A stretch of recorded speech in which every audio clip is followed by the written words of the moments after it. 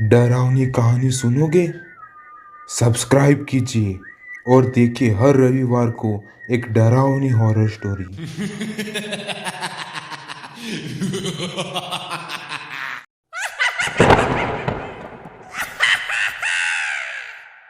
पूर्णिमा का पूरा चांद आसमान में सजा हुआ था।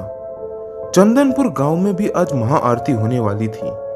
दूर दूर गांव से सभी श्रद्धालु लोग इस आरती में भाग लेने शामिल हुए थे। पर इनसे विपरीत गांव के 4 युवक यशपाल, सुधीर, शुभम और अरुण इस आरती में भाग नहीं लेने वाले थे, क्योंकि उनका प्रोग्राम तो कुछ और ही था। शुभम के अलावा बाकी तीनों भगवान पर विश्वास नहीं रखते थे। शुभम ने तीनों को आरती में भाग लेने के लिए काफी समझाया, पर उन्होंने अपने प्रोग्राम में कोई बदलाव नहीं किया। आरती शुरू होने से आधे घंटे पहले ही चारों गांव के बड़े बरगद के पेड़ के नीचे जमा हो गए और वहीं से वो लोग अपने खुफिया प्रोग्राम को अंजाम देने के लिए निकल पड़े। क्या बात है अरुण, आज पहली बार तूने नए कपड़े पहने हैं। लगता है इसके पिताजी ने इसके पीछे थोड़ा खर्चा कर ही दिया।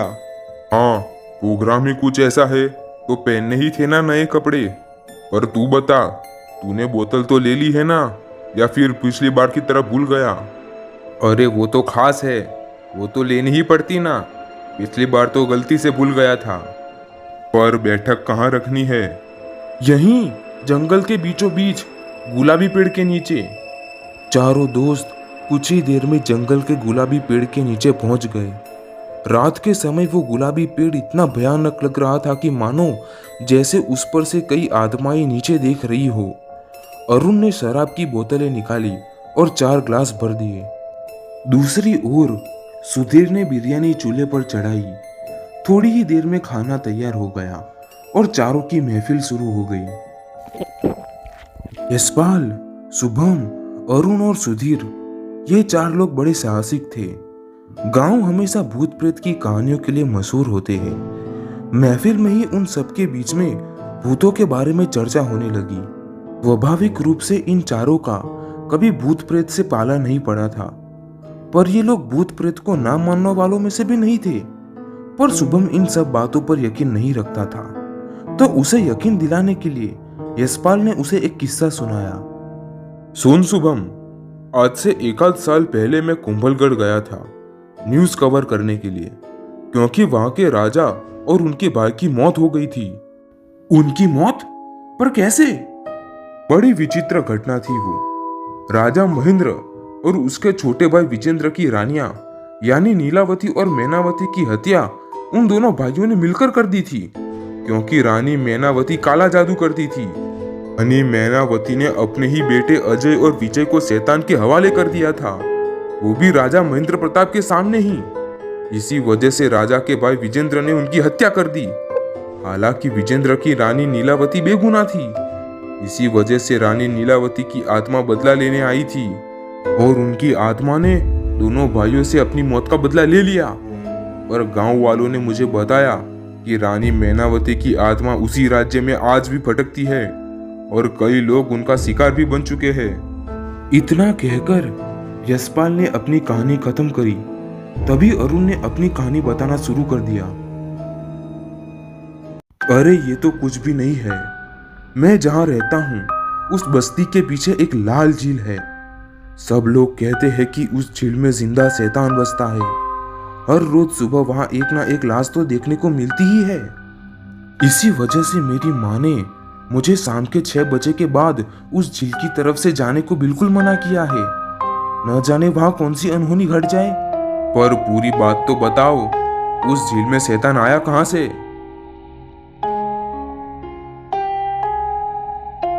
माना जाता है कि यही कुछ 2 साल पहले एक आदमी झील के पास वाली यानी हमारी ही बस्ती में रहता था। उसने कर्ण पिशाचनी साधना सफल की थी। कर्ण पिशाचनी से उसने अपने सारे मनोरथ सफल किए। उसने सब कुछ पा लिया जो वो चाहता था। फिर उसने शादी कर ली। कर्ण पिशाचनी उसके साधक से बहुत नाराज हुई, क्योंकि वो अपने साधक के पास अपने अलावा और कोई औरत को बर्दाश्त नहीं कर सकती। और इसके बाद से ही उस आदमी के बुरे दिन शुरू हो गए। उसकी बीवी मर गई वो सब कुछ गवा बैठा जो उससे चाहिए था।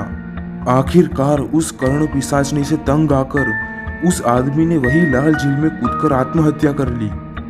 अब उस आदमी की आत्मा वहां भटकती है और हर रोज किसी ना किसी को अपना शिकार बनाती है।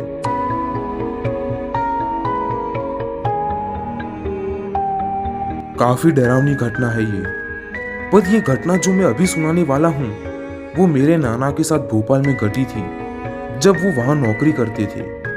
इतना कहकर शुभम ने अपनी कहानी शुरू की। ये बात मेरे नाना ने मुझे तब कही थी जब हमारी छुट्टियां चल रही थी।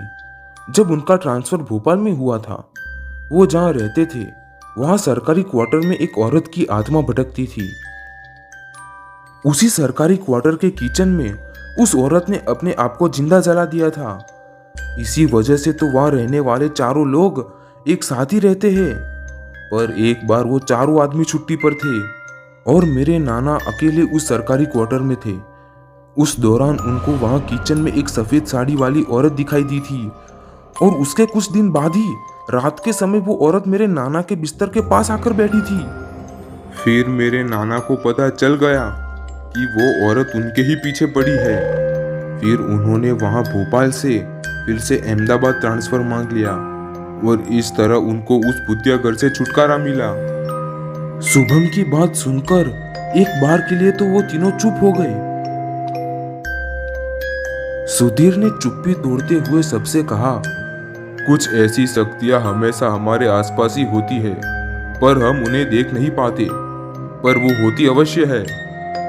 ऐसी ही एक घटना मेरे गांव में हुई थी। हमारे गांव के बाहर एक कुआं है, जहां से हमारे गांव की सारी औरतें सुबह 4 बजे पानी भरने जाती थी। एक बार मेरी दादी भी वहां गई थी। सुबह के 4 बजे हुए थे।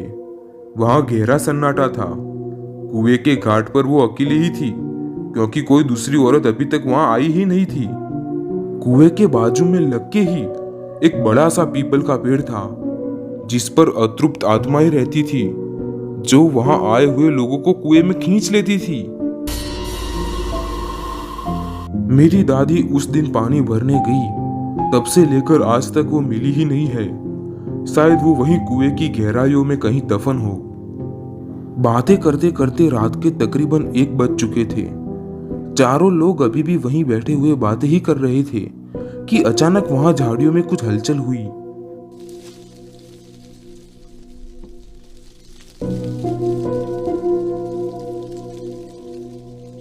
वो झाड़ियों के पास गए और झाड़ियों की आसपास देखने लगे कि तभी एक छोटा सा जानवर वहां झाड़ियों में से बाहर निकला। अरे कोई नहीं, ये तो छोटा सा खरगोश था, चलो वापस। चारों लोग वापस गुलाबी पेड़ के पास पहुंच गए तो वहां पेड़ के नीचे एक आदमी बैठा हुआ था। तुम लोग कब से मेरे बारे में बात कर रहे हो? तुम्हारी बातें मुझे बहुत अच्छी लगी। चलो तुम लोग मेरे साथ। चारों एकदम सुन्न पड़ गए थे। सामने कोई जिंदा आदमी नहीं था, किसी की अतृप्त आत्माएं उनसे बात कर रही थी। शुभम तेजी से वहां से भाग गया।